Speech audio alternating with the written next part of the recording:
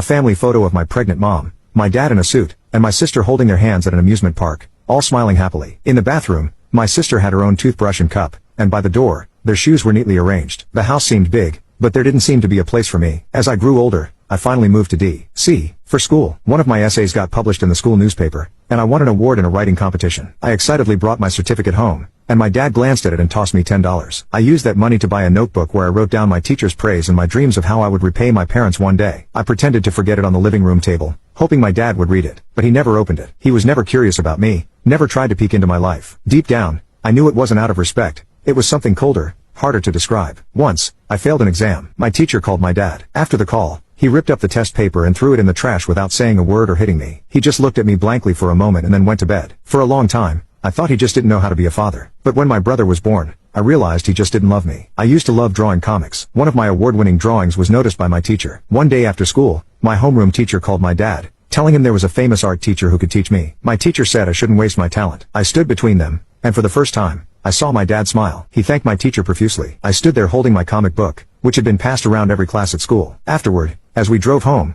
I sat in the back, holding my comic book, feeling hopeful. Once we got on the highway, my dad asked me to hand him the comic. I thought he wanted to take a look. Instead, he rolled down the window and threw it out. He turned to me and said, "Don't embarrass me." The pages of my comic scattered in the wind, turning into litter on the highway. I didn't even dare to cry. I remember when my little brother got a simple gold star in kindergarten. My dad made sure to share the news with every relative at the dinner table. I had been at the top of my class for years. A week before my middle school entrance exams, my dad promised that if I scored over 90 in all 3 subjects, I could stay in D.C. and study art. I studied like crazy that week, asking so many questions that even my teachers were annoyed. In the end, I got the high scores, handed my report card to my dad, and eagerly waited for him to fulfill his promise. But instead, he told me I was going back to the Midwest to take the high school entrance exams. I had worked so hard to come to D.C., and now, because of that very effort, I had to leave. From that moment on, I stopped caring about my studies. On my first day back in the village school, I didn't fit in with the local kids and got into a fight. Someone hit me over the head with a brick, and I bled profusely. Under pressure from my grandparents, my dad brought me back to D.C. and enrolled me in a private school, where I lived in a dorm. I think that's when I started to hate the idea of family. After I finished middle school, I was supposed to continue to high school at the same school. But my dad told me I had to transfer because the high school's acceptance rate for top universities was only 10%, which was too low. I was surprised, but in the end, he forgot about it. I spent the entire summer at home,